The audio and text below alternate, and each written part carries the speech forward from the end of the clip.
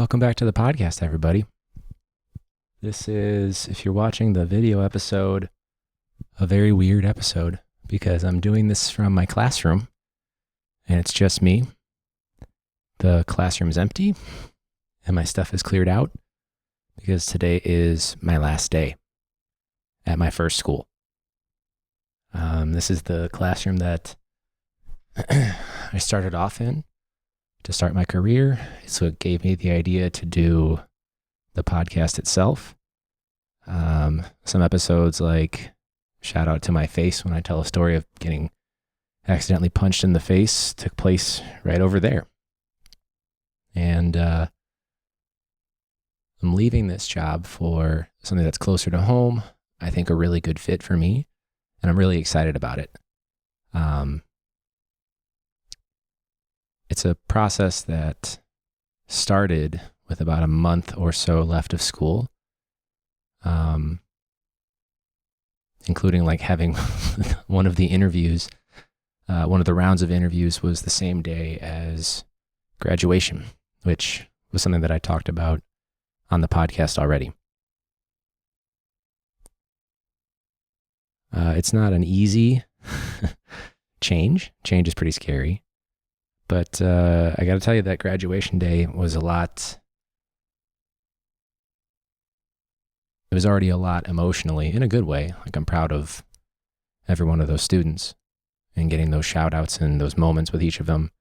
But it hits a little bit different when you know that it's probably it for you at that particular school. And not knowing for sure. I don't know what subjects I'll be teaching. I know my commute will be a lot shorter. And I'm very excited to work with the new people that I'll be working with, which actually I'm here on my last day, and the summer school teacher across the hall actually teaches at the school I'm going to and has for about 10 years. So that was a cool coincidence and a chance to kind of connect and talk with somebody else. So yeah, I'm looking around. I've cleared out all the stuff that I'm going to be taking with me. Peter, who will actually be taking over my classroom, is going to hopefully inherit a lot of good stuff. You can see I'm looking around a lot, just making sure I didn't miss anything. It's a hard last day. I've had a lot of staff members who are here during the summer and current and former students who are here as well for some reason this summer come in to say, their goodbyes and stuff. And my contact information isn't changing. I made sure to say that in the announcement that I gave to students and the email to staff and all that. But it's been a good last day. It was a good last year. A frustrating year, but the end of the year, I should say. It was a good end to the year. Finishing up with my second Embark group and looping with them, which was something that I thought about 3 years ago, was am I going to re-up for another 3 years? Not that I was tied to a contract, but it was still something that I had to think a lot about. And honestly, it's been challenging, really hard for me to do this podcast and not talk about the fact that I was seeking a new opportunity. I had a lot of great experiences here, but also if you listen to the podcast, a lot of really frustrating experiences here. But that's just how it goes. That's part of the job. That's not going to change. There will just be different things that frustrate you wherever you go. So, yeah, the process was like a month and a half, with a few moments when I was like, I haven't heard in a week or so. That must be it for me. But it was just like the next day, then I would hear, and it was just that it wasn't on the timeline that I thought it was going to be. Because it would have been nice to know before the school year was over. There's obviously that's a luxury. There's a lot of barriers that make that really difficult to time out that way. But I'm lucky that I found out before the month of June was over, which is pretty early. So yeah, I'm excited. Obviously, I'm still not disclosing school names or anything like that, but we've had a lot of good moments in this room, in this building. I think about just right there where I'm pointing. That's where Kyra was when the Wings Scholarship was announced that she was the winner. Got to do that fun reveal. Right now where the tripod is holding up the camera. That is where Amir was when he found out that he won the Wings Scholarship not even a month ago that we did that reveal.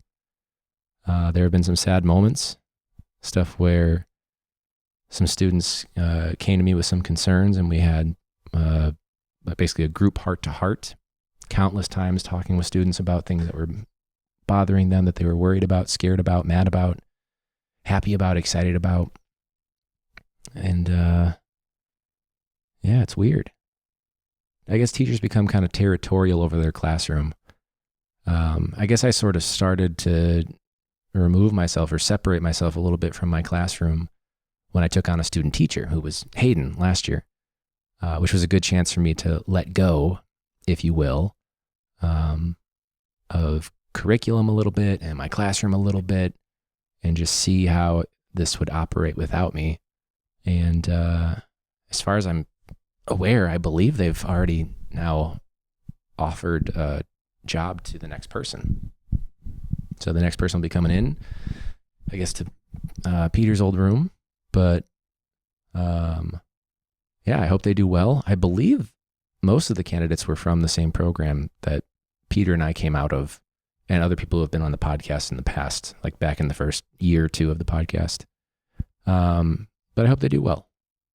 Hopefully, I made sure this is really important to me. When I got this room, it was an absolute mess. It has since been heavily renovated, everything from the furniture in the room to the walls, even the door and some of the windows and the blinds and stuff.